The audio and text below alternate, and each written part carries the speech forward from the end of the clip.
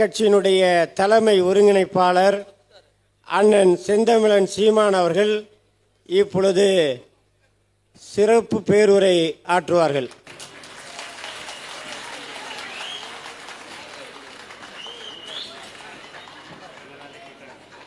பொதுச் செயலாளர் கீவே அவர்களை அன்போடு மேடைக்கு அழைக்கின்றோம்.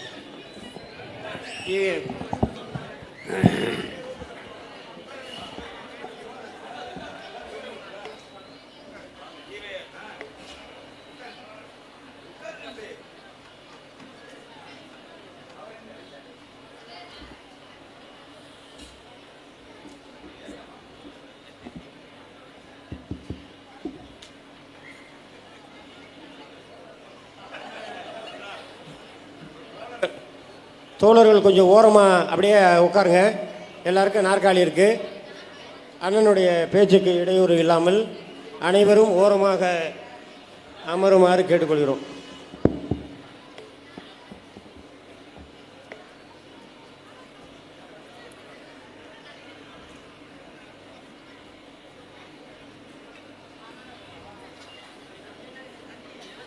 தமிழ் தேசிய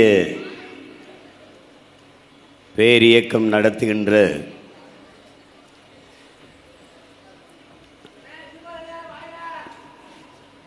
கூட்டரசு கோட்பாட்டு மாநாட்டிற்கு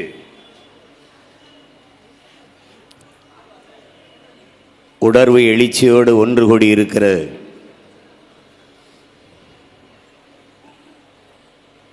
எங்களின் உயிருக்கினிய தாய் தமிழ் உறவுகள் அனைவருக்கும்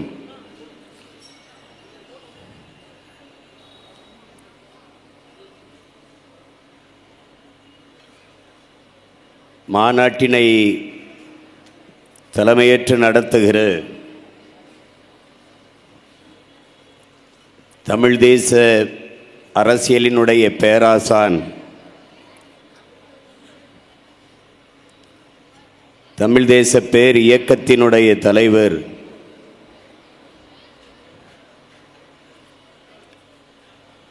நம்முடைய ஐயா மணியரசன் அவர்களுக்கும், தமிழ் தேச பேர் இயக்கத்தினுடைய பொதுச் செயலாளர் நம்முடைய ஐயா கி வெங்கட்ராமன் அவர்களுக்கும், நம்முடைய அன்பு அம்மா லட்சுமி அவர்களுக்கும், இந்த மாநாட்டிற்காக அரும்பாடாற்றி உழைத்த என் உயிருக்கினிய உறவுகள், தமிழ் தேச பேர் இயக்கத்தினுடைய நிர்வாகிகள் அனைவருக்கும் என்னுடைய அன்பும் வணக்கமும்.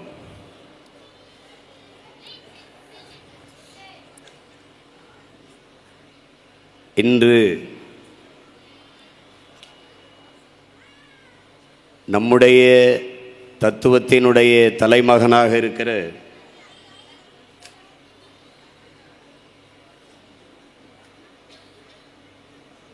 தமிழ் தேசிய அரசியலை முன்னெடுக்கிற இந்த தலைமுறை பிள்ளைகளின் தடமாகவும் வழிகாட்டியாகவும் வாழ்ந்து கொண்டிருக்கிற தன்னுடைய அளப்பரிய அறிவாற்றலாலும் அனுபவ அறிவாலும் தர்க்கத்திறனாலும் தமிழின பகைவர்களையும் துரோகிகளையும்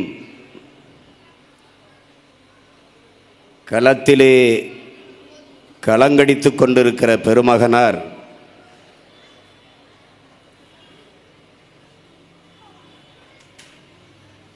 ஐயா பி மணியரசன் அவருடைய பிறந்த நாள் இன்று. என்னிடத்தில் அருகில் வந்து பிறந்த நாளை பற்றி எதுவும் பேசக்கூடாது என்று, கூட்டரசு கோட்பாட்டைத்தான் பேச வேண்டும் என்று அன்பாக வேண்டினார்கள். பிறந்த நாளை பற்றி பேசுவதே கூட்டரசு கோட்பாடு தான்.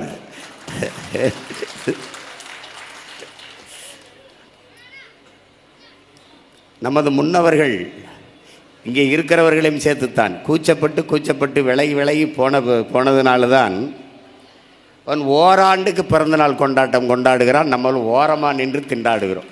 இதுதான் பிரச்சனையே.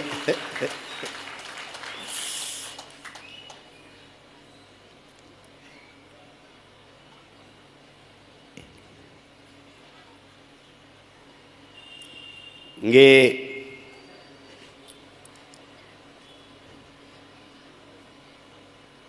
கோடிக்கணக்கான கொள்கை பிள்ளைகளை பெற்ற பெருமக்கள் நம்முடைய அப்பா மணியரசன் அவர்களும் அம்மா லட்சுமி அவர்களும்.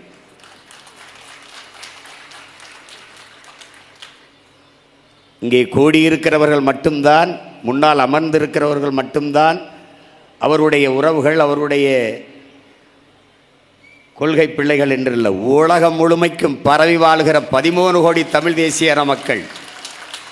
மணியரசன் என்ன சொல்லுகிறார், கி வெங்கட்ராமன் என்ன பேசுகிறார், அந்த மேடையில் கவிபாஸ்கர் என்ன கவிதை படிக்கிறான், சீமான் என்ன பேசப் போகிறான், இதை முன்னாடி உட்கார்ந்திருக்கிறவர்கள் அல்ல, உலகம் முழுமைக்கும் வாழ்கிற தமிழின மக்கள் பார்த்து கொண்டிருக்கிறார்கள், கவனித்து கொண்டிருக்கிறார்கள். தமிழ் தேசிய மக்களின் ஆன்மா தமிழீழ மண்ணில்தான் விழிப்புற்றது என்று நம்முடைய தலைவர் மேதகவே பிரபாகரன் அவர்கள் குறிப்பிட்டார்கள். காரணம், நாம் அடிமையாக இருக்கிறோம், நாம் விடுதலைக்காக போராட வேண்டும் என்கிற விழிப்புணர்வு அந்த நிலத்திலே வந்தது. அதனால் அப்படி அவர் குறிப்பிட்டார். ஆனால் இன்று தமிழர் பெருநிலத்தில், தமிழர் தாயகத்தில் தமிழ் தேசிய மக்களின், குறிப்பாக இளைய தலைமுறை பிள்ளைகளின் ஆன்மா விழிப்புற்றிருக்கிறது. தமிழ் தேசிய இனம் மிகப்பெரிய எழுச்சியை பெற்றிருக்கிறது. அதற்கு காரணம் நம்முடைய முன்னவர்களின் தளராத உழைப்பு. அவர்கள் வீசிய விதைகளில் முளைத்தவர்கள்தான்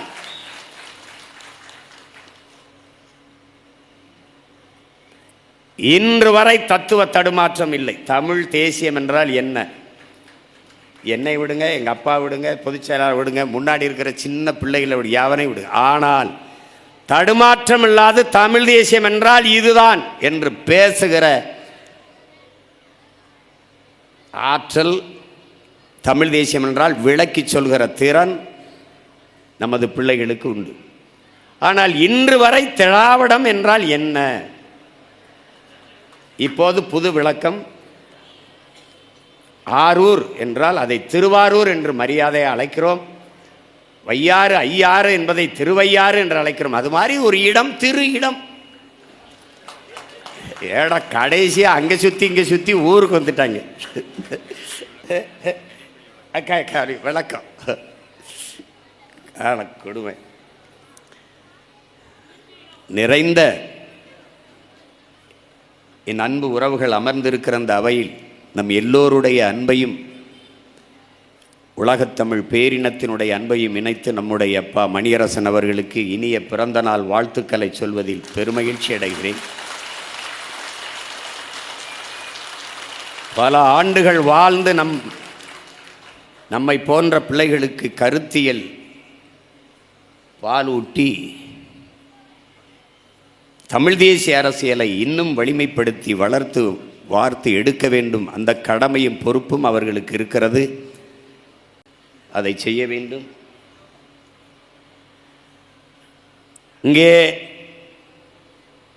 கருத்தரங்கில் பேசியவர்களும் சரி, பிறகு பேசிய நம்முடைய பொதுச் செயலாளர் அவர்கள் பேசிய கருத்திலும் சரி, இன்றைக்கு கூட்டரசு கோட்பாடு என்பதை ஏனதன் அவசியம் என்பதை தெளிவாக விளக்கி பேசினார். பிறகு இறுதி பேருரையாக நம்முடைய தலைவர் ஐயா மணியரசன் அவர்கள் பேச இருக்கிறார்.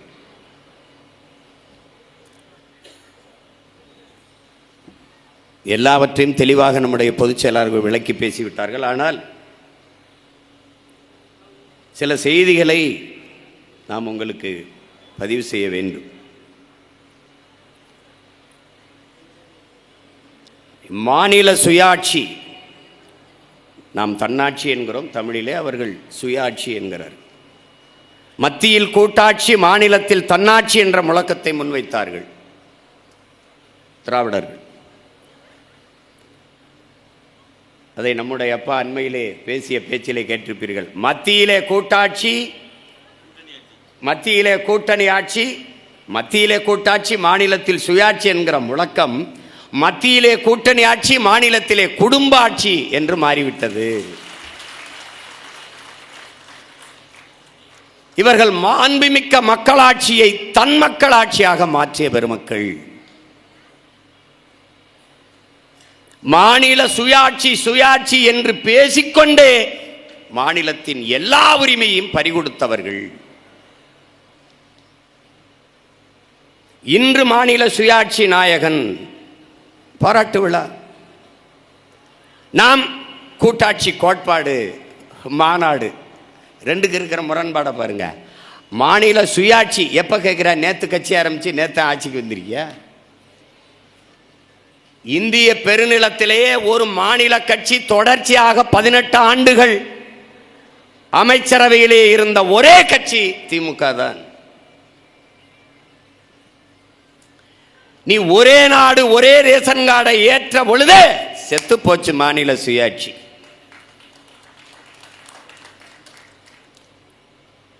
ஒரே நாடு ஒரே தேர்தல் ஒரே தேர்வு ஒரே வரி முடிந்தது. ஒரே நாடு என்ற போதே, அதை ஏற்றுக்கொண்ட போதே இந்தியாவில் கூட்டாட்சி தத்துவம் செத்து போச்சு, மாநில தன்னாட்சியும் செத்து போச்சு. இதில் ஒரே நாடு ஒரே தேர்தலை எதிர்ப்பது போல இன்று திமுக நாடகம் போட்டுக் கொண்டிருக்கிறது. ஒரே நாடு ஒரே தேர்தலை நாங்கள் எதிர்க்கிறோம். ஆனால் அவர் 77வது வயதிலே அவருடைய பிறந்த நாள் விழாவிலே ஐயா கருணாநிதி அவர்கள் பேசியது இருக்கிறது. ஒரே நாடு ஒரே தேர்தலை கழக பொதுக்குழுவை கூட்டி நாம் தீர்மானம் நிறைவேற்றி இருக்கிறோம்.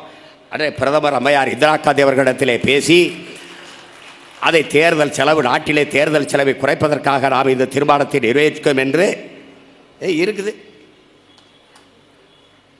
என் பங்காளி வடிவேல் சொல்ற மாதிரி அது வேற வாய், இது நார வாய்ங்கிற மாதிரி எல்லாவற்றுக்கும் இவர்கள் தான். அவன் அதை பிடிச்சுக்கிட்டான். நீ தானையா ஒரே நாடு ஒரே தேர்தலை ஆதரிச்சிருக்க அப்படி. எல்லாவற்றிலும் ஒரே நாடை ஏற்றுக்கொண்டு அதற்கு உடன்பட்டு கையெழுத்து போட்டு விட்டு தமிழ்நாட்டிற்கு வரும்போது மாநில சுயாட்சியை பேசுவது. ஒற்றை உரிமை சொல்லுங்கள். கூடியிருக்கிற என் இனமான மிக்க சொந்தங்களே, ஒருத்தர் ஒற்றை உரிமை தமிழர்களுக்கு ஏதாவது இந்த நாடு இந்த ஆட்சியாளர்கள் பெற்றுக் கொடுத்த ஒற்றை உரிமை வரி. என் தம்பி அருணபாரதி சொன்னது போல வரி இல்லை, மொத்த வரியும் எடுத்துக்கொண்டு போய்விட்டார். தமிழ் எழுத படிக்கிற உரிமை. இத்தனை ஆண்டுகள் அரசாட்சி செய்த ஒரு கட்சி ஆட்சிக்கு வந்து 4 ஆண்டுகள் நிறைவு பெற்று 5வது ஆண்டில் அடியெடுத்து வைக்கும் போது தமிழில் அரசாணை வெளியிடப்படும் என்கிறது. காரணம் இந்த கூட்டத்துக்கு பயந்துதான். அப்ப இத்தனை ஆண்டுகளாக என்ன பண்ணி கொண்டிருந்தாய்? என்ன பண்ணி கொண்டிருந்தாய்? பாரதிதாசன் என்று ஒரு கவிஞன், நம்முடைய தாத்தன் புரட்சி பாவலன், போன வாரம் தான் பிறந்து அவருக்கு கனக சுப்பரத்தினம் என்று பெயர் வைத்திருக்கிறார்கள். அதனால் இப்போது பிறந்த நாள் விழாவிற்கு 1 வாரம் கொண்டாட்டம். 1 வாரம் தமிழ் வாரம். காரணம் யார்? இவர்கள்தான். இவர்கள்தான். தம்பி அருணபாரதி பேசும்போது கூட ஒரு சின்ன கூட்டம் ஒரு ஓரத்தில், அது அல்ல. அறிவார்ந்த பெருமக்களே, என் உயிருக்கு நீ உடன் பிறந்தார்களே, உலகில் எந்த ஒரு தத்துவமும் இதிகாசமும் புராணங்களும் காவியங்களும் காப்பியங்களும் தனி ஒரு மனிதனால் சொல்லப்பட்டதுதான். எதையும் தனி மனிதன் கருத்து என்று தள்ளி வைத்து விட முடியாது. ஒரு சிறிய கூட்டம் சொல்கிறது, பெரிய கூட்டம் சொல்கிறது என்று புறக்கணித்து விட முடியாது. இன்றைக்கு நாங்கள் சொல்லுகிறோம், நாளைக்கு நாடே சொல்லும்.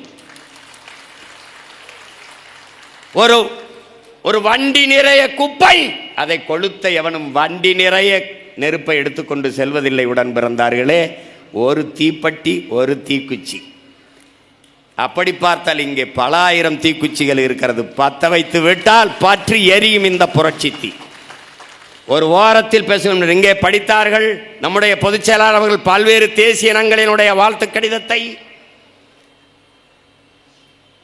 அவர்கள் எல்லாம் தேசிய இனங்களின் மாநாடு நடத்துகிற போது நானும் நம்முடைய ஐயா பொதுச் செயலாளரும் டெல்லியில் போய் பங்கேற்றோம்.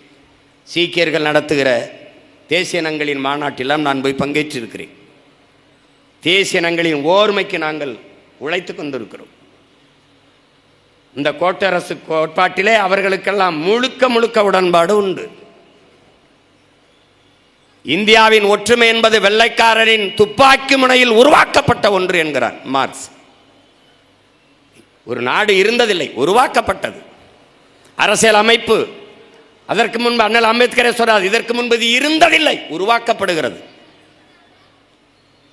ஆனால் அங்கே மாநிலங்களின் உரிமை என்பது இல்லை, அங்கே இல்லை. ஸ்டேட்ஸ் என்று இருக்க இடத்துல யூனியன், அது ஐயா பொதுச்செயலாளர் தெளிவாக விளக்கி பேசினார். இணைத்து எல்லாத்தையும் ஒன்றாக்கி, ஐயா கவிக்கோ அப்துல் ரஹ்மான் அவர்கள் சொன்ன மாதிரி வெள்ளைக்காரன் பெற்று பேர் வச்சான், இந்த நாட்டை பெற்று ஒரு பேர் வச்சு விட்டான் இந்தியான்னு. இங்கே இருக்கிறவன் அப்பே முறை கொண்டாடிக்கிட்டு இருக்கான், நான் தான் அப்பே அப்படின்ட்டு. இந்த திராவிடர்கள் எதுனாலும் நாங்கள் தான், எது சொல்லுங்களேன் நாங்கள் தான். பக்கத்து விட்டு எருமாடு கண்ணுக்குட்டி போட்டாலும் அதுக்கு நாங்கள் தான் காரணம்ன்றுவான். இவங்கள மாதிரி ஒரு கேடுகட்ட கூட்டம் எது வேணாலும் சொல்லு, எதை வேணாலும் சொல்லு, எல்லாவற்றையும் நம்முடைய வாக்கை வாங்கி நம்முடைய வாக்கியாலை வலிமை பெற்று அதிகாரத்தில் அமர்ந்து கொண்டு இந்த இன மக்கள் இந்த நிலத்தின் இந்த நாட்டின் அதிகாரத்தை முழுக்க பறிகொடுத்தவர்கள், உரிமையை பறிகொடுத்தவர்கள் இந்த ஆட்சியாளர்கள். கல்வி உரிமை பறிபோனது, கல்வி மானுட உரிமை, அதை கொடுக்க வேண்டியது அரசின் கடமை. அது மாநில உரிமை, அதை பறிகொடுத்த பெருமக்கள் இவர்கள்தான்.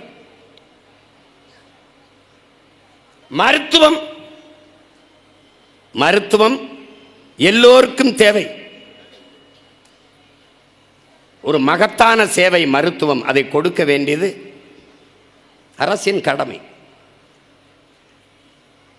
மருத்துவம் ஒரு மகத்தான சேவை, அதை செய்யாமல் அதையும் வியாபார பண்டமாக மாற்றியவர்கள் இந்த பெருமக்கள் தான். எல்லாவற்றையும் எடுத்து கொடுத்து விட்டார்கள். கச்சத்தீவு அது இந்திய பெருநிலமா, இந்திய நிலத்தின் உடைமையா? இல்லை, நம்முடைய பாட்டன் சேதுபதி மன்னனுடைய சொத்து. பாராளுமன்றத்தில் விவாதம் நடத்தப்பட்டதா? கொடுக்கலாமா வேணாமா? என்ன காரணத்துக்காக கொடுக்கிறீர்கள்? ஏன் கொடுக்க வேண்டும்? எதையும் இலங்கையை தன்னுடைய கட்டுப்பாட்டில் வைத்துக் கொள்ள வேண்டும், ஒன்று பாகிஸ்தானுக்கோ அல்லது சீனா பக்கமோ போய்விடக்கூடாது என்று கொடுக்கப்பட்ட ஒரு கையூட்டு, ஒரு லஞ்சம், தான்றோண்டித்தனமாக எடுத்து கொடுக்கப்பட்டது. அன்று கொடுக்கும்போது முதலமைச்சர் அந்த பெருமகன் யார்? இவர்தான். அதை எதிர்த்து தர்க்கம் பண்ணியது, பேசியது, வாதிட்டது யார்? ஒருவரும் இல்லை.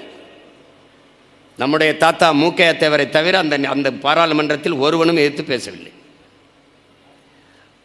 எடுத்துக்கொண்டு போகும்போது ஆட்சியை கலைத்து விடுவார்கள் என்ற அற்ப பதவிக்காக அஞ்சி இருந்ததனால் இன்று நம்முடைய நிலம் பறிபோனது.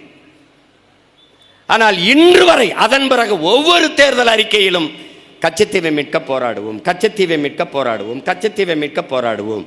நாங்கள் வந்தோம்.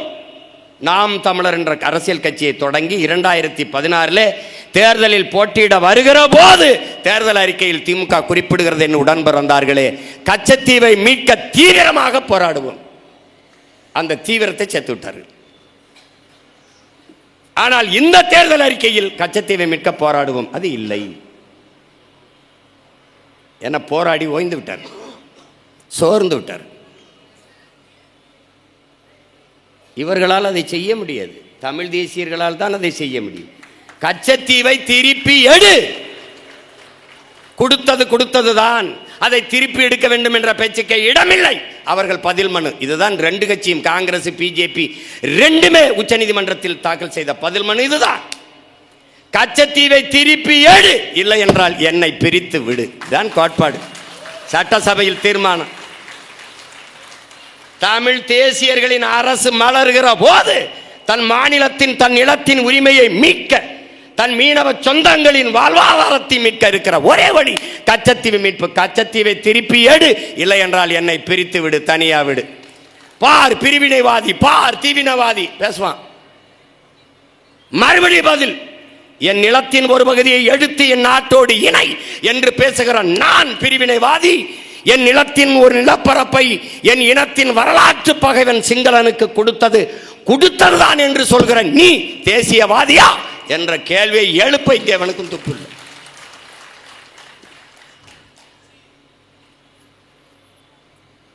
450 டிஎம்சிக்கு மேலே காவிரியிலிருந்து கர்நாடகாவிலிருந்து தண்ணீர் பெற்றுக்கொண்ட நிலம் நம்முடையது. அந்த தண்ணீர் அதற்கு மேலே நதிநீர் உரிமை வேண்டும் என்று வழக்கை போட்ட பெருமகன் ஐயா கருணாநிதி அவர்கள். அன்றைக்கு பிரதமராக இருந்தவர் அம்மையார் இந்திரா காந்தி அவர்கள். தமிழ்நாட்டில் இந்த காங்கிரஸ், இந்த பிஜேபி, இந்த கட்சிகள் எல்லாம் உடன் பிறந்தார்களே, ஒரு இணை கட்சி, துணை கட்சி. பெருந்தலைவர் காமராஜர், ஐயா பக்தவச்சலம் இவர்களோடு காங்கிரஸ் ஆள்கிற உயரத்திலிருந்து வீழ்ந்து விட்டது. பேரறிஞர் அண்ணா அவர்கள் அதிகாரத்துக்கு வந்த பிறகு, திராவிட முன்னேற்ற கழகம், திராவிட கட்சிகள் ஆட்சி அதிகாரத்துக்கு வந்த பிறகு, காங்கிரஸ் ஆட்சி அதிகாரத்துக்கு வர முடியாத நிலைக்கு தள்ளப்பட்ட பிறகு, கூட்டணி வைத்துக்கொண்டு சில பல சீட்டுகளை பெறுகிற இடத்திற்கு துணை கட்சி, இணை கட்சிகளாக தள்ளப்பட்ட பிறகு, கர்நாடகாவில் அது ஆள்கிற உயரத்தில் இருக்கிறது, கேரளாவில் அது ஆள்கிற உயரத்தில் இருக்கிறது. அப்போது தமிழர்களின் உயிர் பிரச்சனை ஆகிற நதிநீர் பிரச்சனை, உயிராகாராம இருக்கிற நீர் பிரச்சனை, காவிரி என்ற போது அது பாரதிய ஜனதாவோ காங்கிரஸோ கர்நாடகத்தின் பக்கம் நிற்கும். காரணம், அங்கே ஆள்கிற உயரத்தில் இருக்கிற காங்கிரஸ் அதை இழக்க தயாராக இல்லை. அங்கே ஆள்கிற உயரத்தில் இருக்க பாரதிய ஜனதா அதை இழக்க தயாராக இல்லை. முல்லை பெரியாற்று நதி உரிமை காங்கிரஸோ, இங்கே இருக்கிற கம்யூனிஸ்டோ அல்லது பாரதிய ஜனதாவோ முல்லை பெரியாற்றில் தமிழர்களுக்கான நதிநீர் உரிமை என்று பேச தயாராக இல்லை. காரணம், அங்கே ஆள்கிற உயரத்திலே கம்யூனிஸ்ட் காங்கிரஸ் இருக்கிறது. ஒன்று ஆளும் கட்சி, எதிர்கட்சி. அந்த நிலையை இழக்க தயாராக இல்லை. அதனால் இங்கே பேச மாட்டார்கள்.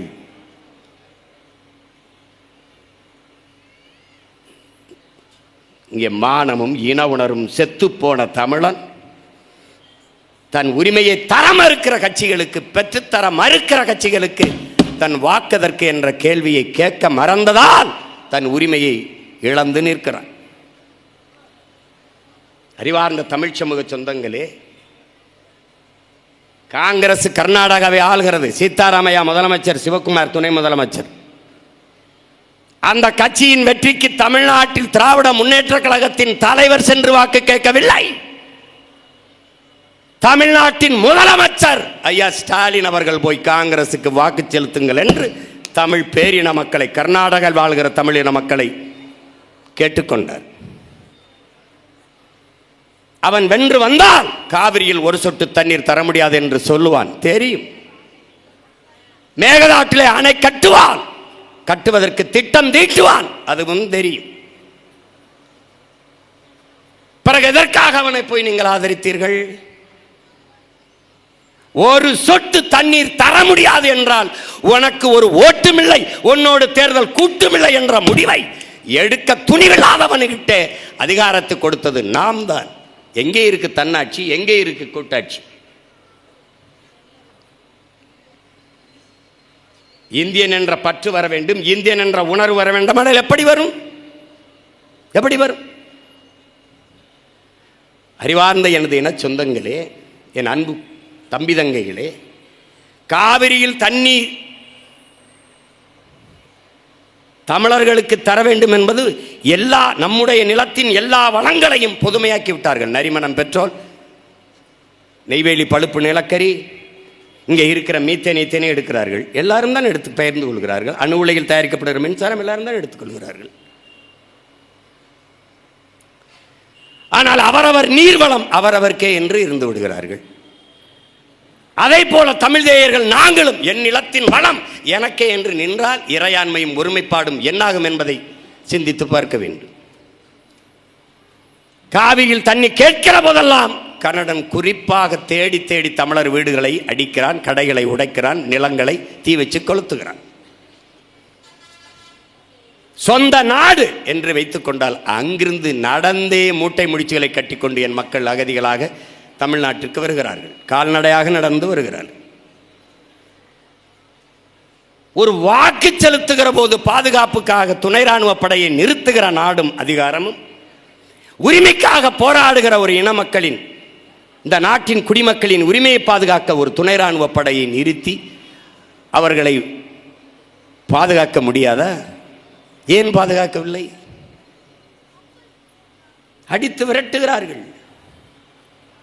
காவிரியில் தண்ணி என்று கேட்கிற போது அதை தர மறுக்கிற கர்நாடகன் தர மறுக்கிற போது தமிழர்களுக்கான நதிநீரை கொடு என்று இந்திய ஆட்சி அதிகாரம் சொல்ல மறுக்கிற போது அங்கே இந்திய தேசியம் செத்து தமிழ் தேசியம் பிறந்து விடுகிறது. என் உடன் பிறந்தானே, இதுதான்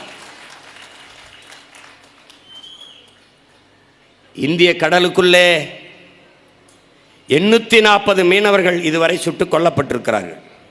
பல படகுகள் பறிமுதல் செய்யப்பட்டிருக்கிறது, பல வலைகள் கிரித்தெறியப்பட்டிருக்கிறது. மீனவர்கள் இன்றும் சிறைபிடிக்கப்பட்டு சிறையிலே கிடக்கிறார்கள். ஒரு கேள்விதான், இந்த கடலுக்குள் எனக்கு மீன் பிடிக்கிற உரிமை இருக்கிறதா இல்லையா? செத்து விழுந்த மீனவன், சிறைபிடிக்கப்பட்ட மீனவனை இதுவரை இந்திய மீனவன் சுடப்பட்டான், இந்திய மீனவன் சிறைபிடிக்கப்பட்டான் என்று ஒரு நாடும் ஏடும் பதிவு செய்தது உண்டா?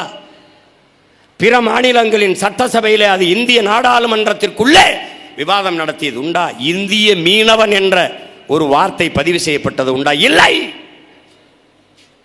தமிழ் மீனவன் சிறைபிடிக்கப்பட்டான், தமிழ் மீனவன் சுடப்பட்டான் என்று சொல்கிற போது இந்தியம் இறந்து தமிழ் தேசியம் பிறந்து விடுகிறது.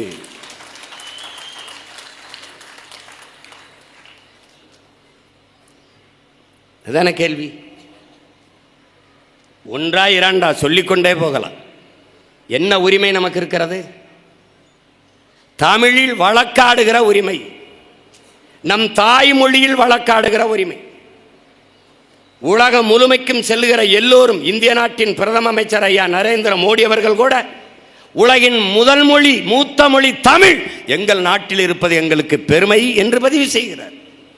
உலக நாடுகளில் எல்லா மக்களும் தமிழை கற்க ஆர்வத்தோடு முன் வருகிறார்கள் என்றும் பதிவு செய்கிறார். இந்திய மொழிகளின் தொன்மையை தமிழில் இருந்து அறியலாம் என்றும் பதிவு செய்கிறார். எங்கள் பொதுச் செயலாளர் சொன்னது போல,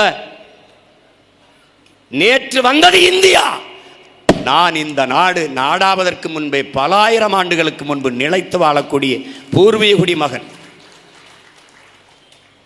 அண்ணல் அம்பேத்கரே சொல்கிறார், இந்த நிலப்பரப்பு முழுதும் பரவி வாழ்ந்தவர்கள் தமிழை தாய்மொழியாக கொண்ட நாகர்கள் தான்.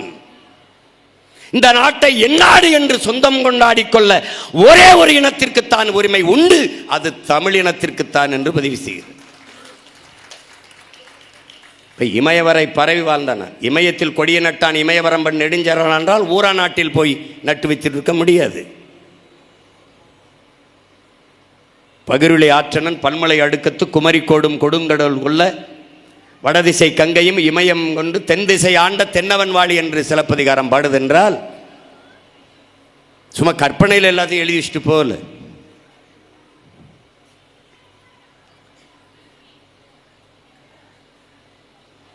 அவ்வளவு தூரம் இருந்த தமிழ் பேரினம் காலடியில் இன்று குறுகி கிடக்கிறது, எல்லாவற்றையும் இழந்து. தமிழில் வழக்காடுகிற உரிமையை பீகாரிலே, குஜராத்திலே, ராஜஸ்தானிலே போல எங்கள் தாய்மொழியிலே வழக்காட, என் அப்பனுக்கும் குப்பனுக்கும் சுப்பனுக்கும் ஆங்கிலத்திலே வழக்காட வேண்டிய அவசியம் என்ன இருக்கிறது? என்ன இருக்கிறது? அந்த உரிமையை பெறுவதற்கு உண்ணாவிரதம் இருந்தார்கள். உயிர் போகிற வரை உண்ணாவிரதம் என்று வழக்கறிஞர்கள் இருந்தார்கள். அன்றைய ஆட்சி அதிகாரத்தில் இருந்தவர் ஐயா கலைஞர் கருணாநிதி அவர்கள். உடனே சட்டசபையில் ஒரு சட்டம் இயற்றினர், தமிழிலே வழக்காடுகிற உரிமை வேண்டும் என்று. அதை முன்னகர்த்தினர். குடியரசுத் தலைவருடைய கையெழுத்து, ஒற்றை மகனின் கையெழுத்திற்காக ஒரு தேசினத்தின் உரிமை இன்று வரை உறங்கி கிடக்கிறது. மாநில சுயாட்சிக்காக போராடுகிற பெருமக்கள் 2 குடியரசுத் தலைவர்களை இவர்களே தேர்வு செய்தார்கள்.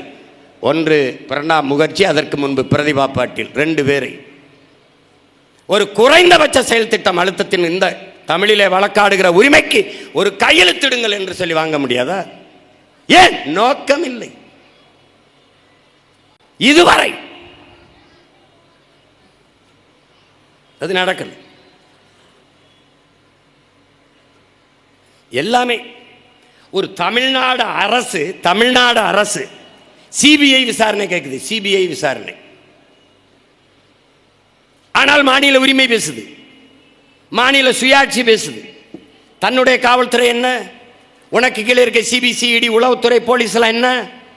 அது இருக்கிற போது நீயே சிபிஐ விசாரணை வேண்டும் என்றால் என்ன? இப்ப சாதிவாரி கணக்கெடுப்பு, குடிவாரி கணக்கெடுப்பு எடு. சரியான சமூக நீதி என்பது என்ன? சரியான சமூக நீதி என்ன? என்னுடன் பிறந்தார்களே, 5 பேர் இருக்கிற வீட்டிற்கு 50 பேர் சாப்பாட்டை அனுப்பாதே. 50 பேர் இருக்கிற வீட்டிற்கு 5 பேருக்கான சாப்பாட்டை அனுப்பாதே. இது நீதி அல்ல, அநீதி. இது சரியான பங்கீடோ பகிர்வோ அல்ல. அப்ப குடிவாரி கணக்கெடுத்த அந்த குடிகளின் எண்ணிக்கைக்கேற்ப இடத்தை பகிர்ந்து கொடு, எல்லோருக்கும் எல்லாம், அப்படின்னா பிரச்சனை இல்லை. சாதியை ஏற்றதாழ்வற்ற சமநிலை சமூகம் படைக்க இருக்கிற இறுதி வாய்ப்பு எல்லோருக்கும் எல்லாம் கொடுத்துரு. எண்ணீர், எல்லாரையும் எண்ணீர். ஏன் செய்யல? எண்ணினால் நீ எவ்வளவு காலமாக எங்களை ஏற்றி ஏமாத்தி பிழைத்துக் கொண்டிருந்திருக்கிறாய் என்பது தெரிந்துவிடும். அதனால என்ன மாட்டேன். சட்டநாதன் அறிக்கை எங்கே? எந்த குப்பையில் போட்டீர்கள்? எங்கே? எடுக்க மாட்டார்கள். அதனால் இது என் நாடு, என் மொழி ஆட்சி மொழியாக வர வேண்டும். அவனை அடி கொள்ளு, அது யாரு, நீங்க எல்லாம் போயிட்டு இருக்கிறான். எடுக்க மாட்டார்கள். கேட்டால் மத்திய அரசு தான் எடுக்க வேண்டும். யாரு? மாநில அரசின் உரிமை பேசியவர்கள், மாநில சுயாட்சி பேசிய பெருமக்கள். மத்திய அரசு தான் எடுக்க வேண்டும். பீகார் எப்படி எடுத்தான்? தெலுங்கானாவில் எப்படி எடுத்தான்? எப்படி எடுத்தான்? எல்லாவற்றையும் அவன் நேரெதிர் கோட்பாடு கொண்டவன்.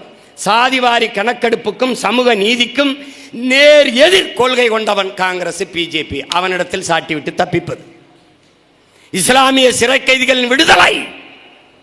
தேர்தல் நேரத்திலே வாக்கு சேகரிக்கும் போது அப்பாவி இஸ்லாமிய சிறை கைதிகள் விடுதலைக்காக எனக்கு வாக்கு செலுத்துங்கள். வாக்கு செலுத்திய பிறகு இஸ்லாமிய மக்களின் பாதுகாப்பு நாங்கள் தான். எப்படி பாதுகாப்பு? சிறைக்குள்ளே வைத்து 35 ஆண்டுகளாக பாதுகாப்பது, அதான் பாதுகாப்பு. வந்த பிறகு இஸ்லாமிய சிறை கைதிகளின் விடுதலை என்று எழுதிய ஆளுநர் RN ரவிக்கு அனுப்பினால் அவர் கையெழுத்திட மாட்டார். அது தெரியும். காரணம், அவர் RSS உறுப்பினர். எப்படி இது இஸ்லாமிய சிறை கைதிகள் விடுதலை கையெழுத்திடுவார்? தெரிஞ்சே நகர்த்துவது. அவர் கையெழுத்திடல, நான் என்ன செய்யறது? அப்ப நீ என்ன சொல்லியிருக்கணும்? என்ன சொல்லியிருக்கணும்? ஆளுநர் கையெழுத்திட்டால் நான் விடுதலை செய்கிறேன், அப்படிதானே சொல்லியிருக்கணும். இப்ப நான் முதலமைச்சர், ஆளுநர் கையெழுத்துக்கு காத்திருப்பேன் நினைக்கிறேன். ஒரு அதிகாலை ஒரு ஃபைன் மார்னிங் கதவை திறந்து வெளில வாடா, வீட்டுக்கு வரலாம், வீட்டுக்கு வா. ஆளுநர் உன் கையெழுத்ததுக்கு ஒன்று கையெழுத்து போடணும்னு அரிப்பு இருந்தால் ஓரம் உட்காந்து எழுதி எழுதி பழகிக்க. மக்களால் தேர்வு செய்யப்பட்ட ஒரு ஆட்சிக்கு இல்லாத அதிகாரம், 8 கோடி மக்களின் பிரதிநிதித்துவத்தை பெற்ற ஒரு ஆட்சிக்கு இல்லாத அதிகாரம் ஒரு நியமன உறுப்பினர் ஒற்றை மகனுக்கு எப்படி வந்தது? இது மக்களாட்சி கோட்பாட்டுக்கு எதிரானது. இது ஜனநாயக துரோகம்.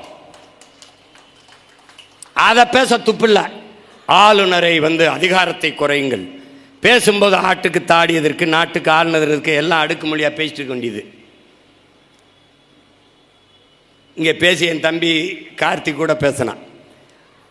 ஆளுநருக்கு மாளிகைக்கு முன்னாடி போராட வேண்டியது, அப்புறம் அவசரமாக போய் ஒன்றா தேநீர் குடித்து கட்டி பிடிக்க வேண்டியது, அப்புறம் கொஞ்சம் குழா வேண்டியது. அவர் புதுசாக இந்த கும்பகோணத்தில் பதவியேற்ற நம்ம அவர் செழியன்னு சொல்கிறாப்புல, ஆளுநரோட மோதல் போக்கை கடைப்பிடிக்க வேண்டாம் என்று முதல்வர் எங்களுக்கு அறிவுறுத்தி இருக்கிறார். எங்களை மாதிரி நான் கூட சொல்லிக்கிட்டு இருந்தேன் அப்பாட்ட, எங்களை நாம் தமிழர் கட்சியை பிஜேபியின் பி டீம் சொன்னது யார் தெரியுமில்ல? திமுக தான். ஏன் நாங்கள் பி டீமு? ஏன்னா ஏ டீம் திமுக, அது பிஜேபியின் ஏ டீம். அதனால நாங்கள் இயற்கையாகவே பி டீம் ஆகிட்டோம். அப்போ ஏ டீம் ஒருத்தன் இருக்கணும்ல, பி டீம் நாங்கன்னா ஏ டீம் யார்? அவங்க தான். எப்படி ஓட்டு காப்பாங்கிறீங்க? சீமானுக்கு போட்டுறாதியே பிஜேபி வந்துடும், சீமானுக்கு போட்டுறாதியே மோடி வந்துடுவார். டே, என் வீட்டில் சுவிட்சை போட்டால் என் வீட்டில் தான்டா லைட் எரியும். பைத்தியக்கார பையில, எனக்கு போட்டால் நான் தாண்டா வருவேன். ஏடா கொடுமையாக இருக்குது. இது ஒரு கட்சி, இது ஒரு கூட்டம். அது இப்போ பார்த்தீங்கன்னா மாநில சுயாட்சி நாயகன் அப்படின்னு ஒரு பாராட்டு விழா வருது. அப்போ தான் நீட்டில் பல பிள்ளைகள் சாகுது. இந்த நீட்டு தேர்வை கொண்டு வந்த பெருமக்கள் யார்? காங்கிரஸ். இங்கே என் தம்பி அருணபாரதி பேசின ஜிஎஸ்டி கொண்டு வந்தது யார்? காங்கிரஸ். கூட இருந்து கும்மி அடித்தது யார்? குழப்ப போட்டது யார்? நம்ம திமுக. நீட்டு தேர்வை வாழ்த்தி முரசொலியில் கடிதம் எழுதிய பெருமகன் நம்ம ஐயா தான். இந்த என்ஐஏ அப்பா கூட பேசியிருந்தாங்க. சிபிஐ எதுக்கு? சிபிஐ இருக்கு. மாநிலத்தில் காவல்துறை இருக்கிற போது இந்த சிபிஐன்னு ஒன்று இருக்கு பாருங்க, அது கூட மாநில அரசின் அனுமதியை பெற்று தான் உள்ள வந்து விசாரிக்கணும். அப்படி ஒரு உரிமை இருந்தது, அப்படி ஒரு பாதுகாப்பு இருந்தது. ஆனால் என்ஐஏங்கிறத எவனையும் கேட்க வேண்டியது உள்ள வரலாம். அது ஒரு கொடுமையான ஆழ்த்துக்கி சட்டம். தெரிஞ்சே இவர்கள் ஆதரித்து கையெழுத்திட்டார்கள். கொண்டு வந்தவர்கள் காங்கிரஸ், கூட இருந்தவர்கள் இவர்கள். 1-2 இல்லை இவங்க பண்ணது. வெற்று வார்த்தை தான் சமூக நீதி, மாநில சுயாட்சி, மாநில உரிமை, இதெல்லாம் வெற்று வார்த்தைகள். ஜிஎஸ்டி கொண்டு வரும்போது மொத்த வரியும் சுருட்டிட்டு போவான்னு தெரியுமா? தெரியாதா? ஏன் கொண்டு வந்த? நீட்டை கொண்டு வரும்போது ஒடுக்கப்பட்ட பிற்படுத்தப்பட்ட மக்கள், சிற்றூர்களில் வாழுகிற பிள்ளைகள், அவர்களுடைய மருத்துவ கனவாவே போய்விடும் என்பது தெரியுமா? தெரியாதா? எது கொண்டு வந்த? பதிலே கிடையாது. மாநில சுயாட்சி என்று சொல்லிக்கொண்டு எல்லா உரிமையும் பறிகொடுத்தவர்கள் இவர்கள். கல்வி மாநில பட்டியலில் மாநில உரிமையில் இருந்தது. அதை எடுத்துக்கொண்டு போனது அன்னை இந்திரா காந்தி, அம்மையார் இந்திரா காந்தி அவர்கள். அப்போதும் பதவியில் இருந்தது இவர்தான். அதை எதிர்த்து போராடினால் ஆட்சி அதிகாரம் போய்விடுமோ என்ற அச்சத்திலே அமைதியாக இருந்து விட்டார்கள். கல்வி பொதுப்பட்டியலுக்கு கொண்டு போயிட்டான். இப்போது அவன் சிபிஎஸ்இ பாடத்திட்டம், புதிய கல்விக் கொள்கையை முழுக்க ஏற்றுக்கொண்ட ஒரு மாநிலம் தமிழ்நாடு. முழுக்க ஏற்றுக்கொண்டார்கள். ஜவஹர்நேசன் ஏன் அந்த கல்வி திட்டக்குழுவில் இருந்து வெளியே வந்தார்? இவர்கள் அப்படியே புதிய கல்விக் கொள்கையை ஏற்றுக்கொண்டு விட்டார்கள். இதில் நமக்கு ஒரு வேலையும் இல்லை என்று வெளியே வந்தார். புதிய கல்விக் கொள்கையை கல்வியிலே ஆகச் சிறந்த அறிஞர் பெருமக்கள் சொல்வது என்ன?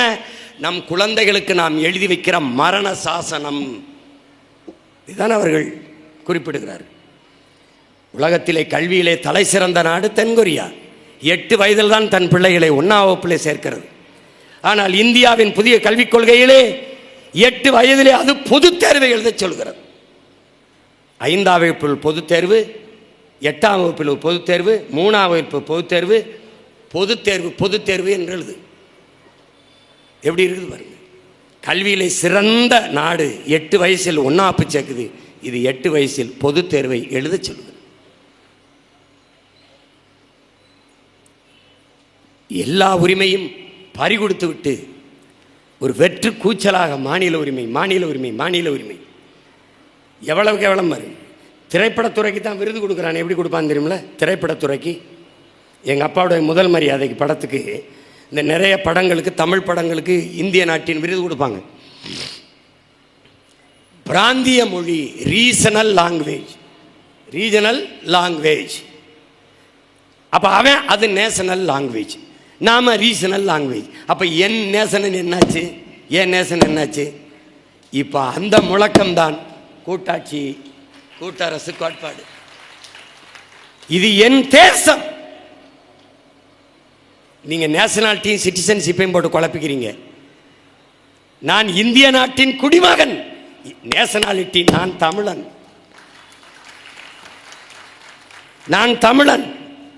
இது என் நாடு, தமிழ்நாடு.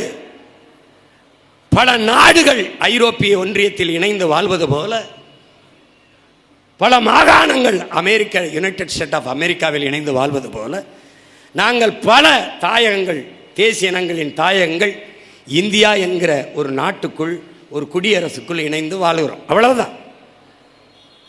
நீங்கள் குழப்பிக்கிறீங்க. பாஸ்போர்ட்லேயே சிட்டிசன் ஆஃப் இந்தியான்னு தான் இருக்கும். உன்னுடைய கடவுச்சீட்டை எடுத்து பார்த்தீங்கன்னா அதிலே சிட்டிசன் ஆஃப் இந்தியா என்று தான் இருக்கும்.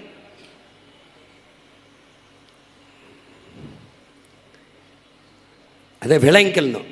இப்போ வரின்னா ஐயா சொல்கிற மாதிரி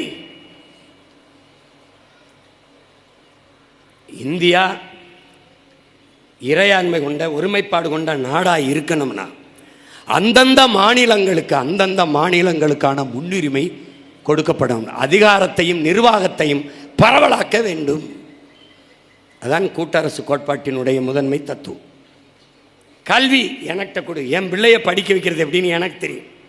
மருத்துவம் கொடு, என் தாய் தந்தைக்கு என் பிள்ளைகளுக்கு எப்படி மருத்துவம் பார்க்கணும்னு எனக்கு தெரியும். நீ நீட்டுன்னு ஒரு தேர்வை கொண்டு வந்த, அந்த தேர்வை நடத்துகிறவன் யார்? அமெரிக்காவின் புரோமெட்ரிக்ங்கிற ஒரு தனியார் நிறுவனம். இந்திய நாட்டில் சிறந்த மருத்துவ மாணவர்களை தேர்வு செய்ய வேண்டும் என்கிற தேவை அமெரிக்க தனியார் நிறுவனத்திற்கு என்ன வந்தது? ஒன்றும் இல்லை.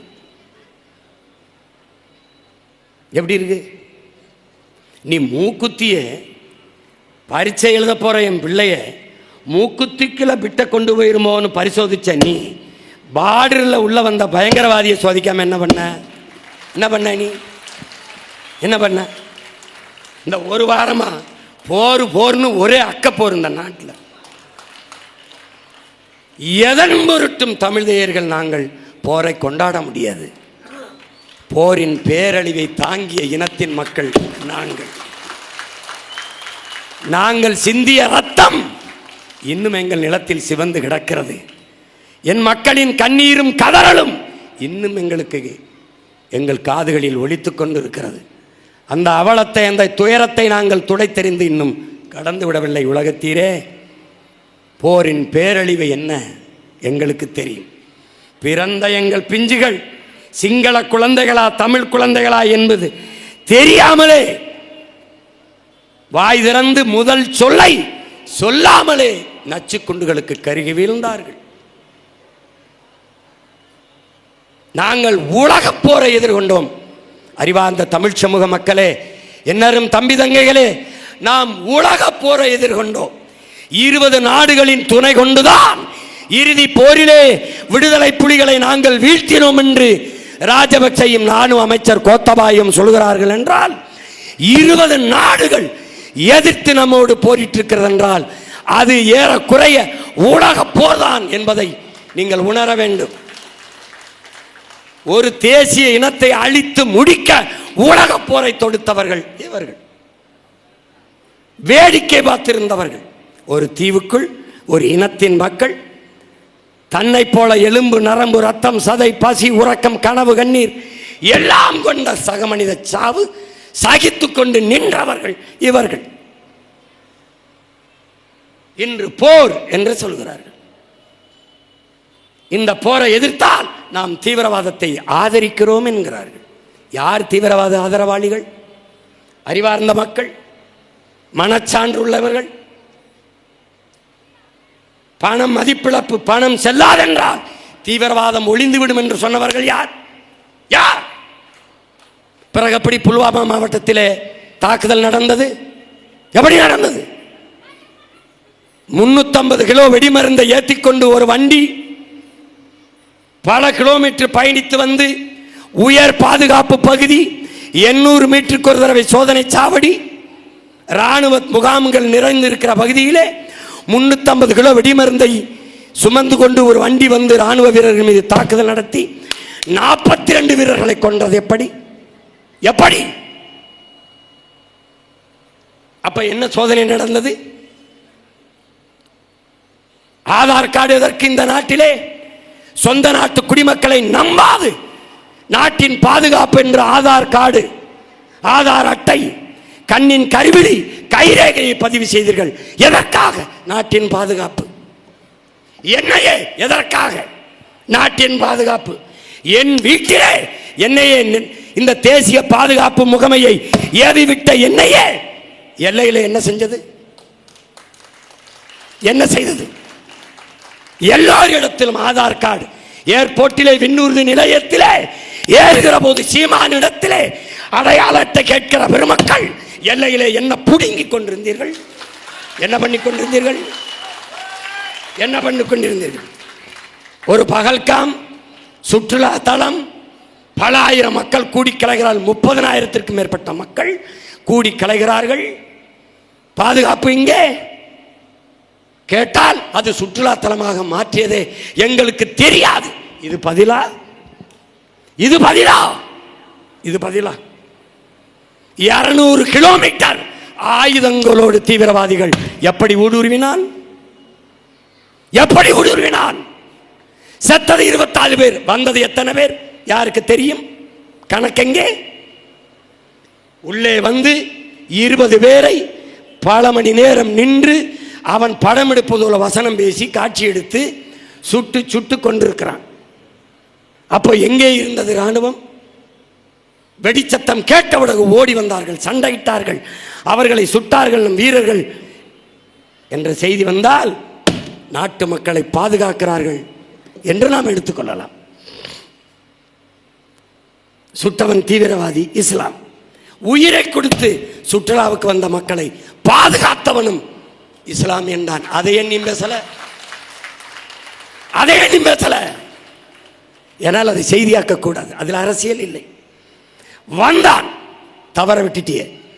எத்தனை பேர் வந்தான் தெரியாது, எப்படி வந்தான் தெரியாது, ஆயுதங்களோடு எப்படி வந்தான் தெரியாது. உள்ளே வந்து அத்தனை மக்களையும் சுட்டுவிட்டு திரும்பி பத்திரமாக சென்றான். எப்படி? இப்ப யார் தீவிரவாதத்தை ஆதரிக்கிறது? யார் தீவிரவாதிகளின் ஆதரவாளர்கள்? யார்? நான் என் வீட்டிலே பாதுகாப்பிற்கு ஒரு காவலரை வைத்திருக்கிறேன். அந்த காவலரின் பணி என்ன? என் மக்களே, என் உடன் பிறந்தார்களே, பாதுகாவலரின் பணி என்ன? திருடன் வந்தால் தடுத்து பிடிக்க, ஒருவேளை தவறிவிட்டால் திருடி விட்டு போகும்போது தடுத்து பிடிக்க, மறித்து பிடிக்க. இதுக்குத்தானே அவன் வரும்போதும் தடுக்கவில்லை, திருடி விட்டு போகும்போதும் தடுக்கவில்லை. ஆனால் தெருவில் போவார் வருவரெல்லாம் அடிக்கிறான். இது எப்படி இருக்குது? நீந்திரின்யா நீந்திரின்யா நீந்திரின்யா என்று தெருவில் போற அப்பாவி மக்களை எல்லாம் அடிக்கிறான். இது எப்படி இருக்குது? இதைத்தான் இந்தியா போர் என்ற பேரில் செய்து கொண்டிருக்கிறது. நீ குண்டு போட்டு கொன்னவன் இந்த கூட்டத்தில் தீவிரவாதி சுட்டு கொண்டல, அதில் யாராவது ஒருத்தனா? இல்லை. இத்தனை கேள்விகள் இந்த நாட்டின் குடிமகன், குறிப்பாக தமிழ் குடிமகன், தமிழ் தேசிய மகன் பிரபாகரன் மகனிடத்தில் இருக்கு. இத்தனை கேள்வி. எந்த கேள்விக்கு நீ பதில் சொல்லாம போர் போர், என்ன போர்? என் பங்காளி வடிவேல் சொல்ற மாதிரி கக்க போர். என்னடா புறாவுக்கு போறான், புறாவுக்கு போறான். கொடுமையா இருக்கு. என்னது இது? திடீர்னு இப்ப பாரு போறாங்க, அது இப்ப முடிச்சிட்டோம், போற முடிச்சிட்டோம். ஒரு கேள்வி, நீ சொந்த நாட்டு மக்களை பாதுகாக்க தவறிவிட்டாய், அதற்கு என்ன நடவடிக்கை? அதற்கு பாதுகாப்புத்துறை அமைச்சரும் ஏதாவது வருத்தம் தெரிவிச்சுக்கா? உள்துறை அமைச்சகம் வருத்தம் தெரிவிச்சுக்கா? இராணுவ தளபதிகள் மன்னிச்சுக்கிறீங்க குடிகள்கிட்ட வருத்தம் தெரிவிச்சுக்கா? இல்லை. சாராயம் காட்சி வித்தவன், சாராயம் குடிச்சு செத்தவன், இதை மறைக்க 10 லட்சம் கொடுத்தவர்கள் போல அந்த செயலை மறைக்க போர். இதான் நடந்திருக்கு. எப்படி இருக்கு பேர்? ஆபரேஷன் சிந்தூர். நாங்க என்ன சொல்றோம்? 26 பேர் செத்ததுக்கு ஆபரேஷன் சிந்தூர் வரவேற்கிறோம், வரவேற்கிறோம். 840 பேர் செத்தோம் இந்திய கடலுக்குள்ளே, அதுக்கு ஆபரேஷன் இந்தூர் அப்படின்னு ஒன்று போடுங்க. இந்து மகா கடலுக்குள்ள செத்ததுனால ஆபரேஷன் இந்தூர்னு போட்டு இலங்கையோட ஒரு போற போடு போடு. ஏன்? செத்தவன் தமிழன், கொன்னவன் சிங்களன், புத்திஸ்ட். Buddhist also Hindu. எப்படி ஏமாத்துறான் பாரு. புத்திஸ்ட்லாம் இந்துனா சீனாவில் இருக்க புத்திஸ்ட்லாம் இந்துவா? என்ன சிரிக்கிறிய? சொல்லு. ஜப்பானில் இருக்க புத்திஸ்ட்லாம் இந்துவா? ஒரு இளவும் இல்லை, ஒரு கேள்வியும் இல்லை. ஆந்திராவுக்குள்ள 20 பேரை சுட்டு போட்டார் சந்திரபாபு நாயுடு. போர் வேண்டாம், ஒரு அறிக்கை, இது தவறு, வருந்தத்தக்கது. இப்படியா செய்வது? ஒரு சின்ன கண்டனம் கிடையாது, இறந்த ஒரு குடும்பத்துக்கு ஒரு ஆறுதல் செய்தி கிடையாது.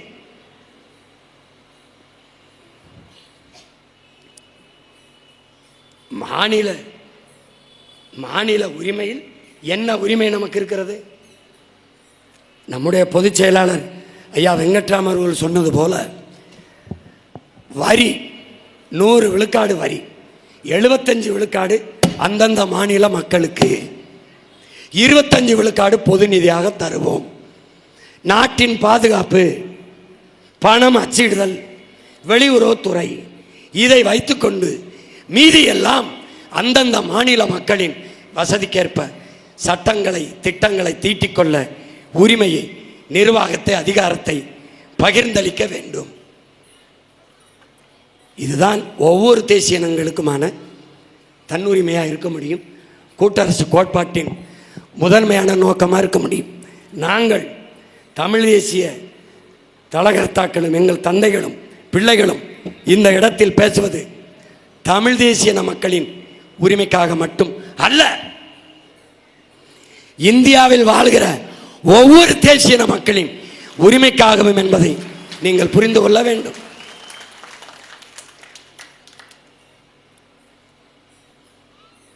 இங்கே பேசிய நம்முடைய பொதுச் செயலாளர் சொன்னது போல இந்த நிலத்தில் எதுவொன்றையும் முதலில் உரிமைக்காக நின்றவன். இந்தி திணிப்பு முதலில் எதிர்த்தவன் தமிழன், ஜிஎஸ்டி முதலில் எதிர்த்தவன் தமிழன், என்ஐஏ எதிர்த்தவன் நம்ம தான், நீட்டு எல்லோரும் அமைதியாக இருப்பான், நாம் மட்டும்தான் எதிர்த்தோம். ஏனென்றால் இங்கு மட்டும்தான் கலப்பில்லாத தூய இனம் இன்னும் உயிர்ப்போடு வாழ்ந்து கொண்டு இருக்கிறது. அதனால் அறிவார்ந்த பெருமக்கள், என்னிலும் இளைய என் தம்பி தங்கிகள், இன்றைக்கு தமிழில் படித்தவர்களுக்கு, தமிழ்நாட்டு மக்களுக்கு 75 விழுக்காடு அரசு பணியிலே வேலை வாய்ப்பை கொடுக்க வேண்டும் என்று தமிழ் தேசிய பேரியக்கம் தீர்மானம் நிறைவேற்றுகிறது. அதை அப்படியே நாம் ஏற்கிறோம். அவர்களுடைய ஒவ்வொரு கோரிக்கையும் நாம் ஏற்கிறோம். அது தத்துவமாக இருக்கிறது, அது சிந்தனையில் இருக்கிறது. ஆனால் உங்கள் பிள்ளைகள் ஒரு நாள் இந்த நிலத்தின் அதிகாரத்தை வென்று அதை செயல்படுத்தி காட்டுவோம் என்கிற உறுதியை இந்த மாநாட்டில் நாங்கள் ஏற்கிறோம். எனவே கூட்டரசு கோட்பாட்டினுடைய கோரிக்கையை வலியுறுத்தி தீர்மானங்களை படித்து உங்களுக்கெல்லாம் தெளிவுபடுத்தி விட்ட பிறகு நாம் இழந்துவிட்ட உரிமைகளை பாதுகாக்க, மீட்க இருக்கிற உரிமையை பாதுகாக்க நாம் எல்லோரும் ஒன்றிணைந்து போராட வேண்டியிருக்கிறோம். இன்றைக்கு தமிழுக்கு செம்மொழி அந்தஸ்தை பெற்றுக் கொடுத்தவர் தலைவர் கலைஞர் அவர்கள் என்று அண்ணன் ஆராஸ் அவர்கள் வரை பேசுகிறார். தமிழ் செம்மொழியாக இருந்ததா இல்லை நீங்கள் பெற்றுக் கொடுத்தீர்களா? தமிழை செம்மொழியாக நீங்கள் ஆக்கினீர்களா? என் மொழிதான் உலகின் எம்மொழியின் துணையுமின்றி தனித்து இயங்கக்கூடிய உயர்தனி செம்மொழி. அது உலகில் எல்லா ஆய்வறிஞனும் மொழியல் அறிஞனும் ஒத்துக்கொள்வான். என் மொழி செம்மொழி. அதை செம்மொழி என்று இந்திய அரசை அங்கீகரிக்க சொல்லு இந்தியாவை செம்மொழின்னு சொல்லி சொன்னீங்க. இது எப்படி இருக்கு? அதுக்கு ஒரு பெருமை. நாங்கள் தான் பெற்றுக் கொடுத்தோம். பெற்றுக் கொடுத்த செம்மொழி பெருமக்கள் வணிகர் சங்க மாநாட்டில் தமிழ் வளர்ச்சிக்கு தமிழ்நாட்டு முதல்வர் ஐயா ஸ்டாலின் அவர்கள் பேசுகிறார்கள். நானெல்லாம் திருமண வீட்டுக்கு செல்கிற போது குழந்தைகளுக்கு தமிழிலே பெயர் வைக்க சொல்லி பேசுவேன். அதுபோல நீங்கள் உங்கள் கடைகளை, வணிக நிறுவனங்களை பிள்ளைகளாகத்தான், குழந்தைகளாகத்தான் பாவிக்கிறீர்கள். அதனால் நீங்களும் உங்கள் கடைகளுக்கு, உங்கள் வணிக நிறுவனங்களுக்கு தமிழிலே பெயர் வையுங்கள். குறிப்பாக ரெயின்போ என்று இருந்தால் அதை ரெயின்போ என்றே தமிழில் எழுதுங்கள். ஐயோ, நீங்கள் சிரிக்கிறதுக்காக நான் சொல்லலை, சத்தியமாக அப்படி பேசியிருக்காப்ல. அதை வானவில் அப்படி எழுதுங்க அப்படின்னு சொல்லலை. தமிழ் வளர்க்கிறார்கள் செம்மொழி நாயகர்கள், தமிழ் வளர்க்கிறார்கள். இவர்களை ஒழிக்காமல் உன் மொழிக்கு மீட்சி இல்லை, உன் இனத்திற்கு எழுச்சி இல்லை, வளர்ச்சி இல்லை, பாதுகாப்பில்லை, தமிழனுக்கு உரிமை இல்லை, தமிழ் நிலத்திற்கு ஒண்ணுமில்லை. மீத்தேன் ஈத்தேன் எடுக்க கையெழுத்து போட்டியில தெரியாம போட்டேன். அப்ப நமக்கு என்ன சொல்லுது? தெரியாம அறிவாலயத்தை எம்பேருக்கு மாத்தி கொஞ்சம் எழுதி கொடுத்துருங்கள, தெரியாம கையெழுத்து. அதனால் மாநில உரிமைக்கும் கூட்டரசு கோட்பாட்டுக்கும் நாட்டை ஆண்டு கொண்டிருக்கிற ஆட்சியாளர்களுக்கும் 5000 கிலோமீட்டர் தூரம். அதனால் அறிவார்ந்த பெருமக்கள் இந்த மாநாட்டில் நிறைவேற்றப்பட்ட தீர்மானங்களை, முன்வைத்த கோரிக்கைகளை உள்வாங்கிக் கொண்டு எதிர்வரும் காலங்களில் நாம் இதை நிறைவேற்றி காட்ட அரும்பாடு ஆற்றுவோம் என்கிற உறுதியை ஏற்பதுதான் இந்த மாநாட்டினுடைய வெற்றி. இன்று பிறந்த நாள் காண்கிற தமிழ் தேசிய அரசியலின் பிதாமகன் நம்முடைய பேராசான் அப்பா மணியரசனுடைய பிறந்த நாளுக்கு நாம் சொல்லுகிற உண்மையான வாழ்த்து செய்தியாக இருக்க முடியும். எனவே அறிவார்ந்த பெருமக்கள், அன்பு தம்பி தங்கைகள், கூட்டரசு கோட்பாட்டை நிறைவேற்ற நாம் அரும்பாடு ஆற்றுவோம் என்கிற உறுதியை ஏற்போம். உங்கள் அனைவருக்கும் என்னுடைய அன்பும் வணக்கமும். நாம் தமிழர்.